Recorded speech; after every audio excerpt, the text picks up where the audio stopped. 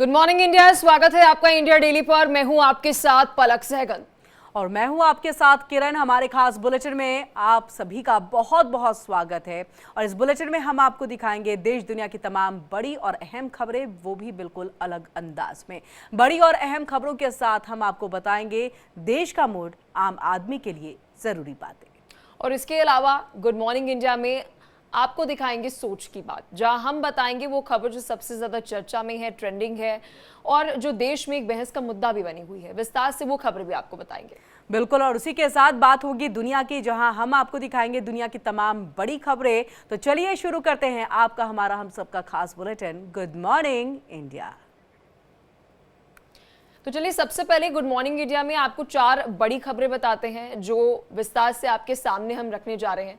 सबसे पहली खबर की बात करते हैं। सितंबर में जारी कुदरत के सितम से जुड़ी अपडेट आपको देंगे। दिल्ली से लेकर कश्मीर तक, राजस्थान, पंजाब, हरियाणा तक बारिश ही बारिश नजर आ रही है और इस बारिश की वजह से जो कहर देखने को मिल रहा है वो डरा देने वाला है। आलम यह है कि सड़कें दरिया बन चुकी हैं, पहाड़ों पर अभी तक लैंडस्लाइड की घटनाएं हो रही हैं। विस्तार से खबर आपके सामने रखेंगे। बिल्कुल, और इसी के साथ दूसरी खबर में बात करेंगे साइबर सिटी गुरुग्राम की। एक बार फिर से देखिए, गुरुग्राम पानी पानी हो गया है। बीती रात हुई भारी बारिश के बाद साइबर सिटी डूब गई है। सड़कों पर कई कई फीट तक पानी भर गया है। ट्रैफिक व्यवस्था पूरी तरह से ध्वस्त हो गई। हालात इस कदर खराब हो गए हैं कि सड़कों पर लंबा जाम लग गया। आपको दिखाएंगे कि कैसे हैं गुरुग्राम के हालात। तो वही तीसरी खबर में बात करेंगे पश्चिमी सूडान की, जहां पर कुदरत का कहर टूटा। ना केवल भारत में, भारत के साथ साथ कई अलग देश है जहां पर इस तरीके की ही तस्वीरें सामने आ रही है। सूडान में अगर बात करें तो लैंडस्लाइड से एक गांव तबाह हो गया और 1000 से ज्यादा लोगों की मौत हो गई।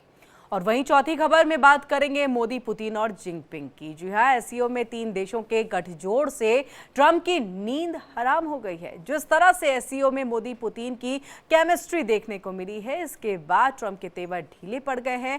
उन्हें समझ में आ गया है कि भारत से टैरिफ विवाद भारी पड़ सकता है और ट्रंप ने पाकिस्तान को साथ लेकर के भारत को झुकाने की कोशिश की।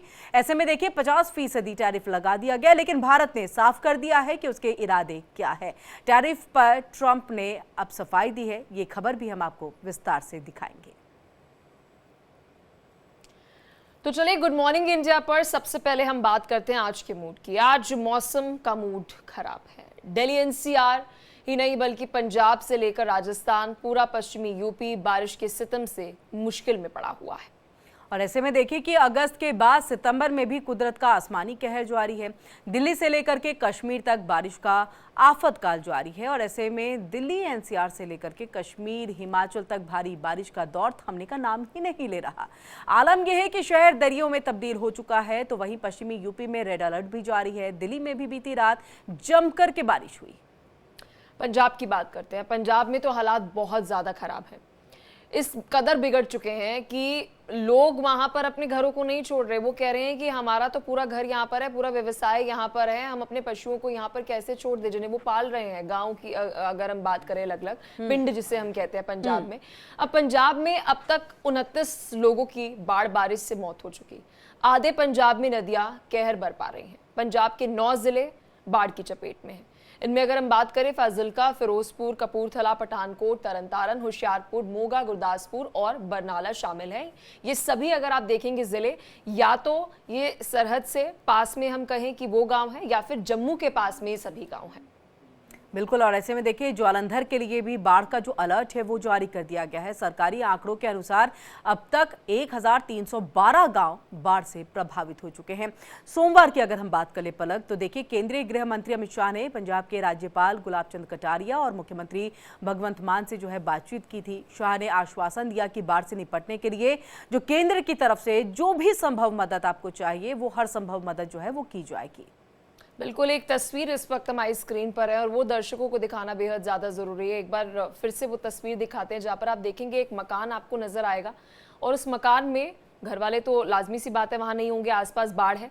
लेकिन आप पशुओं को देखिए, क्योंकि जब पंजाब स्टेट की हम बात करते हैं किरण, तो वहाँ पर हम देखते हैं कि मिल्क प्रोडक्शन एक सबसे बड़ा, हम कहते हैं कि उत्पादन वहाँ पर होता है, तो एक बड़ा काम जो है वो माना जाता है। गाय भैंसे आप देखिए घर की छत पर किस तरीके से वहाँ पर मौजूद हैं। वहां पर लोगों का रेस्क्यू तो कर लिया गया, लेकिन ये भी एक तस्वीर है जो डरा देने वाले कि बाढ़ की चपेट में ये सभी बिल्कुल। और देखिए छत पर इन पशुओं को जो है वो पहुंचा दिया गया है ताकि बाढ़ का पानी वहां तक नहीं पहुंचे। कोशिश यही की जा रही है कि जो है बाढ़ के पानी से इन पशुओं, इन मवेशियों को भी जो है वो बचाया जाए, क्योंकि उनकी रोजी रोटी भी इन पशुओं से जो है वो चलती है, गाय हो, भैंस हो। ऐसे में देखिए प्रधानमंत्री मोदी ने भी पंजाब के मुख्यमंत्री भगवंत मान से फोन पर बात की है पलक, और देखिए हर संभव मदद के लिए राहत की पेशकश की है। जम्मू कश्मीर में अगस्त में बारिश ने सारे रिकॉर्ड तोड़ दिए हैं। अगस्त में देखिए जम्मू कश्मीर में सामान्य से 73% से ज्यादा बारिश हुई है, और वहीं लद्दाख की भी अगर हम पलक बात कर ले तो 930% से ज्यादा बारिश यहां पर भी दर्ज की गई। बिल्कुल, बारिश के अलर्ट के चलते चंडीगढ़ में स्कूल कॉलेज बंद है, और अभी सबसे पहले जो काम किया जा रहा है वो ये है कि रेस्क्यू ऑपरेशन किया जाए। दिल्ली एनसीआर की पे अपडेट आपको दे देते हैं। कल से दिल्ली एनसीआर में लगातार मूसलाधार बारिश हो रही है। यमुना नदी की बात कर ले तो पहले तो पड़ोसी राज्य में जो बाढ़ थी उस वजह से यमुना का जलस्तर बढ़ा हुआ था, वो काफी नहीं था कि अब दिल्ली में भी बारिश हो रही है। इस वजह से अब यमुना नदी जो है वो खतरे के निशान के ऊपर बह रही है। आसपास के इलाकों में बाढ़ का खतरा और ज्यादा बढ़ गया है। तो अब ना केवल पहाड़ी और अलग अलग मैदानी इलाके, दिल्ली एनसीआर जो देश की राजधानी है, वहां पर भी आपको बता दें कि इस तरह की स्थिति है, और इसी वजह से स्कूलों की छुट्टी के आदेश है। बिल्कुल। और देखिए कि दिल्ली में कल से ही लगातार बारिश हो रही है, और इसके बाद यमुना का जलस्तर बढ़ गया है। यमुना खतरे के निशान के ऊपर बह रही है। नदी के आसपास के इलाकों की अगर हम बात कर ले तो बाढ़ का खतरा होने की वजह से लोगों को जो है वो सुरक्षित स्थान पर जाने का निर्देश दे दिया गया। और ऐसे में देखिए लोहा पुल जो सबसे ज्यादा आवाजाही के लिए इस्तेमाल किया जाता है पलक, वो वाहनों और लोगों के लिए अभी फिलहाल बंद कर दिया गया है।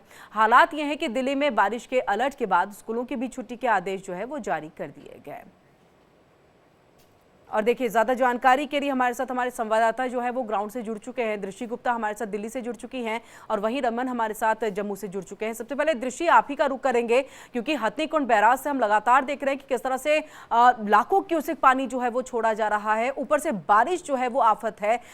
इस बीच में सुरक्षा व्यवस्था को लेकर के रेस्क्यू टीमों की तैयारी, सरकार की तैयारी, प्रशासन की तैयारी क्या है ताकि लोगों को बाढ़ से जो है निजात मिल सके?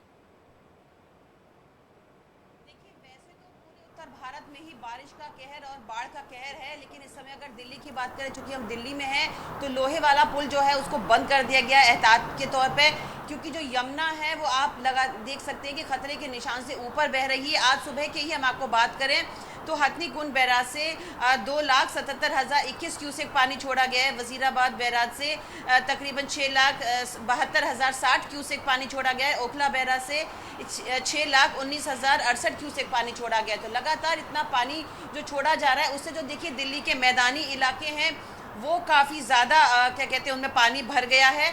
और आप देख सकते हैं कि जो नीचे के लोग, रहने वाले लोग हैं, उनको सरकार ने ऊपर अब टेंट में शिफ्ट कर दिया है, जहां पर की सड़क है, और उन लोगों के खाने पीने और रहने का पूरा बंदोबस्त किया गया है लगातार। और सरकार इस बात को भी ध्यान में रख रही है कि उन लोगों को खाने पीने की व्यवस्था हो, रहने की व्यवस्था हो, तो इसीलिए सरकार ने लगातार पूरा उनके लिए व्यवस्थाएं की हुई हैं। पूरा जो यमुना का खादर है उसको साफ कर दिया गया है ताकि लोग रह ना सके वहाँ पे।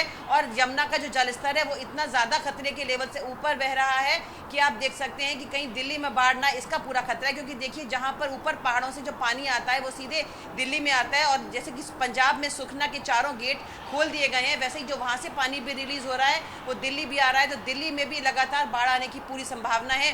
सरकार ने इस तरह के जगहों को चिन्हित किया हुआ है ताकि लोगों को दिक्कत ना हो। और रमन भी हमारे साथ दृष्टि जुड़े हुए हैं। पहाड़ों पर क्या अपडेट है वो भी हम रमन से ले लेते हैं। रमन, अगर आईएमडी की तरफ से सितंबर महीने की प्रेडिक्शंस की बात करें, खतरनाक है। कह रहे हैं कि इस महीने भी पहाड़ी इलाकों में 37 से 40% ज्यादा बारिश होगी, और मैदानी इलाकों में भी यही स्थिति होगी। और सितंबर महीने के लिए, पूरे महीने के लिए इस तरीके की प्रेडिक्शंस डराने वाली है।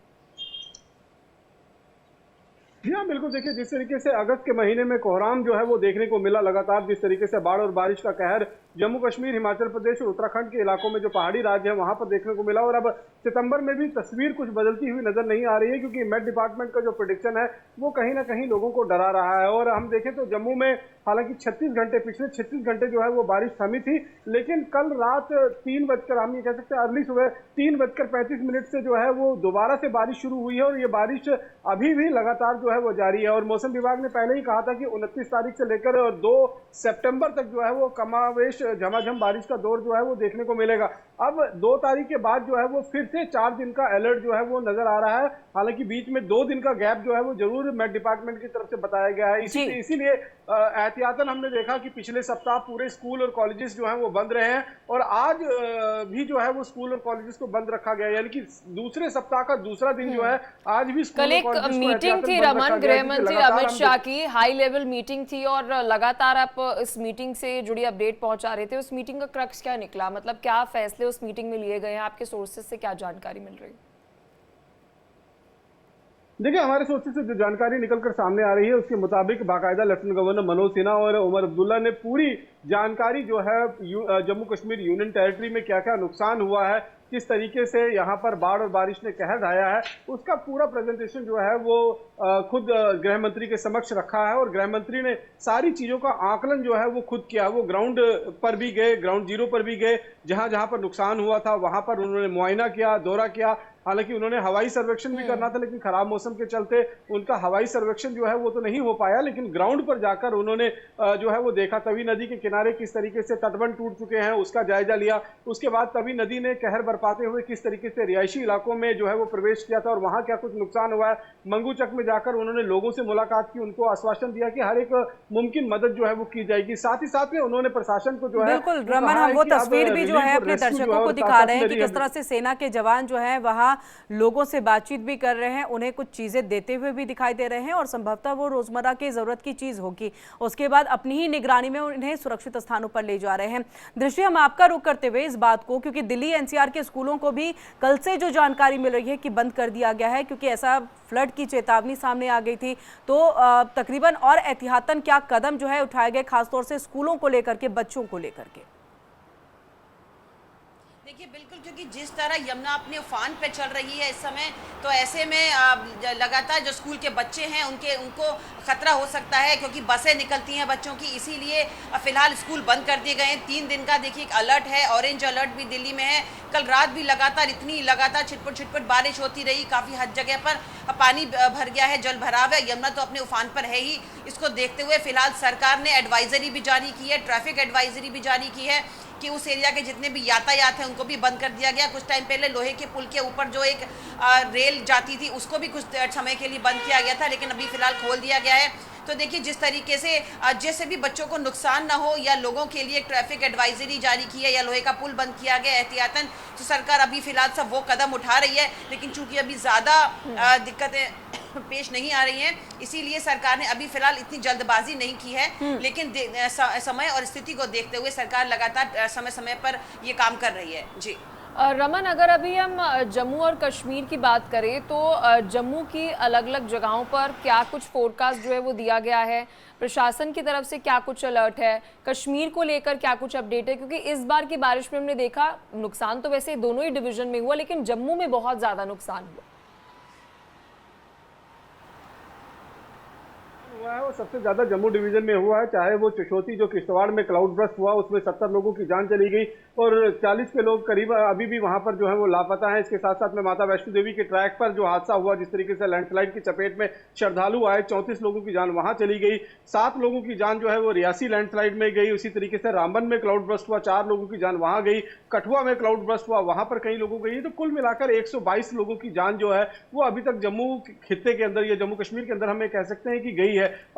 कश्मीर में इतना ज्यादा इंपैक्ट जो है वो अभी नहीं रहा, लेकिन सितंबर महीना जो है वो कहीं ना कहीं चैलेंजिंग रह सकता है, क्योंकि कल शाम को जिस तरीके से मौसम विभाग की तरफ से बताया गया था कि जो हवाएं हैं वो कश्मीर की तरफ रुख कर रही हैं और वहां पर बीती रात तेज बारिश जो है वो हो सकती है और कई जगह पर क्लाउड बर्स्ट या फिर जिस तरीके से मड स्लाइडिंग होती है, लैंड स्लाइडिंग होती है या फिर वाटर लॉगिंग की समस्या जो है वहां पर हो सकती है। 2014 में भी हमने देखा था कि सितंबर 5 तारीख को जिस तरीके के हालात जम्मू कश्मीर के अंदर बने थे उससे आप समझ सकते हैं कि कश्मीर किस तरीके से बाढ़ की चपेट में आ गया था और कश्मीर का बहुत बुरा हाल जो है वो हो गया था। तो इस बार भी सितंबर महीना जो है वो कहीं से भी बहुत अच्छी खबर लेकर आएगा इस तरीके से माना नहीं जा रहा, क्योंकि मेट डिपार्टमेंट ने जो चेतावनी जारी की है, जो अलर्ट जारी किया है, उससे ये स्पष्ट हो गया है कि सितंबर महीना भी लोगों को राहत नहीं देगा और इसमें भी लोगों को परेशानियों का जो है वो फेस करना होगा। इसीलिए जिस तरीके का मौसम विभाग की चेतावनी थी, इसी को देखते हुए गृह मंत्री भी आए हैं और उन्होंने मौसम सभी विभाग की चेतावनी तरह से के ही दिशा दृष्टि निर्देश हम या आपसे फिर इस कदम चीज को उठाने लेकर के जानना चाहेंगे, क्योंकि इस बार हम देख रहे हैं कितने परसेंटेज एक्स्ट्रा जो है वो बारिश हो रही है पिछले दौर के मुकाबले में। और ऐसे में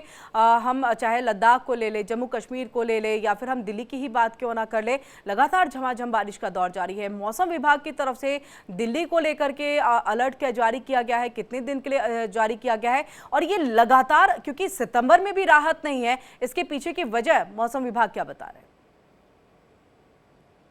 देखिए, मौसम विभाग का यही कहना है कि 3 दिन तक दिल्ली और इसके आसपास के क्षेत्रों में लगातार बारिश रहेगी। ऑरेंज अलर्ट जारी किया गया है, क्योंकि देखिए लगातार बाढ़ बारिश का खतरा बना हुआ है कई क्षेत्रों में। उत्तराखंड से भी और जम्मू कश्मीर में भी तो जो पानी आता है वो निचले मैदानी इलाकों में आता है, और यहाँ पर भी हथनी कुंड बैराज से भी, वजीराबाद बैराज से भी लगातार क्यूसेक में, लाखों क्यूसेक में पानी छोड़ा जा रहा है। तो उसको देखते हुए मौसम विभाग ने यही अलर्ट जारी किया है कि 3 दिन तक लगातार बारिश होती रहेगी। ऑरेंज अलर्ट है। दिल्ली में फ्लड को देखते हुए जो पशु हैं, जो इंसान हैं, उन सबको हटाया जा रहा है। सरकार ने पूरे बंदोबस्त किए हैं, लेकिन मौसम विभाग का भी ये कहना है कि 3 दिन तक दिल्ली को इससे राहत नहीं मिलने वाली है और लगातार दिल्ली में इस तरह की बारिश होती रहेगी। तो कृपया अपना ध्यान रखें और फ्लड क्षेत्र से दूर रहें, यमुना के बाढ़ क्षेत्र से दूर रहें। बिल्कुल, और लोगों को दृष्टि आप सही कह रही हैं कि अलर्ट रहने की जरूरत है कि अगर आईएमडी और जिला प्रशासन या प्रशासन की तरफ से अगर कोई फोरकास्ट दिया जा रहा है, चेतावनी दी जा रही है, तो स्थानीय लोग उसे गंभीरता से ले। दृष्टि, बहुत शुक्रिया आपने विस्तार से अपडेट दी है कि क्या कुछ आगे आने वाले समय में आईएमडी की तरफ से अपडेट है। रमन, आपका भी बहुत शुक्रिया। और ऐसे में पलक, अब खबरों में आगे बढ़ते हैं और बात सोच की बात की करते हैं, जिसमें बात एक बार फिर से देखिए साइबर सिटी गुरुग्राम की करेंगे। गुरुग्राम एक बार फिर से पानी पानी हो गया है। बीती रात हुई भीषण बारिश के चलते सड़कें दरिया बन गई हैं। सवाल यह है कि बार बार गुरुग्राम की ऐसी हालत क्यों होती है? आखिर कब साइबर सिटी की हालत सुधरेगी और कब तक लोग जाम और जलभराव से ऐसे ही जूझते रहेंगे? ये बहुत बड़ा सवाल है पलक। कल गुरुग्राम की अगर हम बात करें तो बहुत सारे ऐसी जानकारी सामने आई कि जैसे ही गुरुग्राम में कल किरण बारिश होती है तो सारे ऑफिसेस की तरफ से मेल आता है और उस मेल में ये कहा जाता है कि आप सभी समय से पहले निकल जाइए। सोचिए, जैसे ही बारिश आती है ऑफिसेस का खौफ देखिए कि हमारे एम्प्लॉयज फंस जाएंगे लंबे ट्रैफिक में, और वो ये नोटिफिकेशन जारी करते हैं। अब गुरुग्राम की अगर हम बात करें, गुरुग्राम की अगर हम बात करें किरण, इसका एक हमें सोल्यूशन जो है वो बहुत ज्यादा जरूरी है, क्योंकि दिल्ली एनसीआर में तो बारिश होती है, इतना ऑफिसेस का लोड नहीं है, लेकिन गुरुग्राम में लोड है। दिल्ली एनसीआर की बात करें, मॉनसून की बारिश से मौसम भले ही आपको घर पे बैठे हुए कूल नजर आ रहा हो, लेकिन अगर आपको ऑफिस जाना है, बाहर जाना है, तो ये जंजाल बन जाता है। बीती सुबह जब गुरुग्राम के लोग ऑफिस के लिए निकले तो किसी ने शायद ये सोचा नहीं था कि ये दिन साइबर सिटी में रहने वालों को देखना पड़ेगा। गुरुग्राम में बारिश की बूंदें जैसे ही आसमान से बरसते हुए जमीन से टकराई, ऐसा लगा जैसे ही पूरे दिल्ली एनसीआर की सड़कें जिन्होंने दम तोड़ दिया।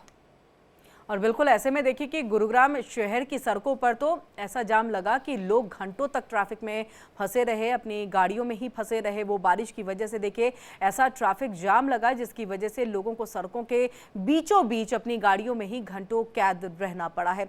परेशानी की बात यह है कि आज भी मौसम कल जैसा ही रहेगा, जिसका मतलब ये है कि लोगों को आज एक बार फिर से जो है महाजाम में फंसने और फंसे रहने की एक जो है मुश्किलें जो है वो आ सकती हैं, उसमें वो फंसे रह सकते हैं। तो ऐसी तमाम जो तस्वीरें हैं वो लगातार गुरुग्राम से सामने आएंगी। और ऐसे में देखिए कि हालात अब गुरुग्राम के ऐसे बन गए हैं पलक कि इलाकों में सड़कें नदी जैसी दिखने लगी है और गुरुग्राम की सड़कों पर घुटनों तक जो पानी है वो भर गया है। दुकानों में भी पानी घुसता दिखाई दिया। पानी में फंसी गाड़ियों को निकालने की मशक्कत की गई और चारों तरफ यही नज़ारा जो है वो नजर आया। बिल्कुल, और सोचिए कि एक बारिश जो एक समय में हमें खुशी देती थी, आज वो एक कोई सिटी के लिए इमरजेंसी बन चुकी है कि भाई ऑफिसेस कह रहे हैं कि या तो वर्क फ्रॉम होम कर ले बारिश के मौसम में, और या फिर घर से काम करने के बजाय घर से वहां से ऑफिस से जल्दी निकल जाए ताकि जाम में ना फंसे। बिल्कुल, चलिए खबरों में आगे बढ़ते हैं। बात अब करते हैं आगे खबरों में। लखनऊ में आज योगी कैबिनेट की जो अहम बैठक होने वाली है उससे जुड़ी अपडेट आपको देते हैं। सुबह 11 बजे लोक भवन में सीएम योगी की अध्यक्षता में ये बैठक होने जा रही है। देखिए, माना ये जा रहा है कि आज होने वाली बैठक में संभल मामले की जांच पर न्याय की रिपोर्ट पर चर्चा हो सकती है और इसके अलावा कई अहम मुद्दों पर भी बातचीत होगी। बैठक में विकास कार्यों के जो प्रस्ताव है उसको भी मंजूरी मिलने की यहाँ पर संभावना जो है वो जताई जा रही है। और ज़्यादा जानकारी के लिए सीधे रुख करेंगे अपने ब्यूरो चीफ अभिषेक पांडे का हम सीधा रुख कर लेते हैं। अभिषेक, क्या कुछ जानकारी है, किन किन मुद्दों पर खासतौर से जो है आज ये चर्चा का दौर जो है वो चलेगा और बातचीत होगी, और संभल न्याय की जांच रिपोर्ट पर खासतौर से बातचीत होने की जो संभावना है वो दिखाई दे रही है? जी देखिए, बिल्कुल 11 बजे लोक भवन में मुख्यमंत्री योगी आदित्यनाथ की अध्यक्षता में सरकार की कैबिनेट की बैठक होनी है। सभी कैबिनेट मंत्री मौजूद रहेंगे। बहुत सारे प्रस्ताव आज कैबिनेट में प्रस्तावित हैं जो टेबल किए जाएंगे और मंत्रिपरिषद उन पर चर्चा करेगा और उनमें से निर्णय लिए जाएंगे। उनमें से एक है कि जो आउटसोर्सिंग करने वाले एक नियमावली बनाई जाए। उत्तर प्रदेश में लाखों की तादाद में आउटसोर्सिंग कर्मचारी काम करते हैं, उनकी सेवा नियमावली बनाने की बात की जा रही है। इलेक्ट्रॉनिक्स के क्षेत्र में उत्तर प्रदेश को आगे ले जाना है, ऐसे में एक रिवॉल्विंग एक पॉलिसी बनाने की बात की जा रही है। लेकिन ज़रूरी ये है कि आज की इस कैबिनेट की बैठक में सबसे महत्वपूर्ण बात यह है कि संभल को लेकर के एक न्यायिक जांच कमेटी ने अपनी 450 पेज की रिपोर्ट सौंपी है सरकार को। आज उसको कैबिनेट में रखा जा सकता है। कैबिनेट में सभी मंत्रियों के साथ इस रिपोर्ट को शेयर किया जाएगा। कैबिनेट की मंजूरी मिलने के बाद इसको उत्तर प्रदेश के विधानमंडल के पटल पर रखा जाएगा और विधानसभा में इसको सूचित किया जाएगा। विधानसभा को, सभी सदस्यों को बताया जाएगा। तो ये गोपनीय जांच रिपोर्ट है, आज कैबिनेट में इसको प्रस्तुत किया जाएगा और कैबिनेट में आने के बाद ही ये विधानसभा में जाएगी और उसके बाद ये सार्वजनिक की जा सकती है। जी, बहुत बहुत शुक्रिया अभिषेक, पूरी जानकारी हम तक यहाँ पर पहुंचाने के लिए। और खबरों में आगे बढ़ते हैं। पूरी दुनिया में कुदरत का कहर जारी है। दुनिया के 2 अलग अलग कोनों में प्राकृतिक आपदा देखने को मिली और ऐसे में देखिए, एक तरफ भूकंप ने तबाही मचाई तो दूसरी तरफ लैंडस्लाइड ने लाशें बिछा दी। अफगानिस्तान से लेकर सूडान तक कुदरत का कहर देखने को मिल रहा है। अफगानिस्तान में जोरदार भूकंप ने 1000 से अधिक लोगों की लाशें बिछा दी। सूडान की बात कर लेते हैं। यहाँ पर लैंडस्लाइड से 1000 से अधिक लोग अपनी जान गंवा चुके हैं। सूडान में आई तबाही से 1000 लोगों की मौत हो चुकी है, जबकि हजारों घायल बताए जा रहे हैं। सूडान के दारफूर की बात करें, इस क्षेत्र में भारी बारिश के चलते लैंडस्लाइड हुआ। अब अमूमन हम देखते हैं किरण की लैंडस्लाइड होता है तो कुछ लोगों की जान जाती है, लेकिन एक साथ एक पूरा गांव मिटा देना और 1000 लोगों की मौत हो देना डरा देने वाला है। बिल्कुल, और देखिए, इन आपदाओं ने न केवल जान माल का नुकसान किया बल्कि पहले से ही संकटग्रस्त जो क्षेत्र है वहां पर मानवीय संकट और ज़्यादा गहरा दिया है। ऐसे में देखिए, सूडान में स्थिति और भी ज़्यादा दिल दहला देने वाली है। सूडान लिबरेशन मूवमेंट आर्मी ने सोमवार को एक बयान जारी कर ये बताया कि पश्चिमी सूडान के मर्रा माउंटेन्स इलाके में एक गाँव पूरी तरह से मलबे में तब्दील हो गया है, क्योंकि वहां पर लैंडस्लाइड हुआ जिसमें कम से कम 1000 लोगों की मौत हो गई। इस हादसे में केवल एक व्यक्ति ही जिंदा बचा। लैंडस्लाइड की घटना 31 अगस्त को हुई, जब लगातार कई दिनों से भारी बारिश जो है वो हो रही थी। पहाड़ी इलाके में मिट्टी खिसक गई। सूडानी आर्मी की अगर बात कहें तो उन्होंने कहा है कि पूरा गांव ही मिट्टी में दफन हो गया और अब वहां कुछ नहीं बचा है। वहां पर जो भी थे, बच्चे, महिलाएं, पुरुष, सब इसकी चपेट में आ गए। महज एक इंसान बचा। सूडान के लोग पहले से ही जंग की विभीषिका जो है वो झेल रहे हैं और वहीं दूसरी ओर इस युद्ध के साथ साथ ये जो आपदा आई उससे 1000 लोगों की मौत हो गई। और देखिए, वहीं उत्तरी दारफूर राज्य में सूडानी सेना और अर्धसैनिक रैपिड सपोर्ट फोर्स के बीच में युद्ध जारी है और उससे अपनी जान बचा करके भाग रहे लोगों ने मर्रा पर्वत क्षेत्र में जाकर के पनाह ले रखी थी, लेकिन वहां भोजन और दवाएं पर्याप्त नहीं है। ऐसे में जो घायल हुए हैं उन्हें भी अस्पताल पहुंचाने में दिक्कतों का सामना करना पड़ रहा है।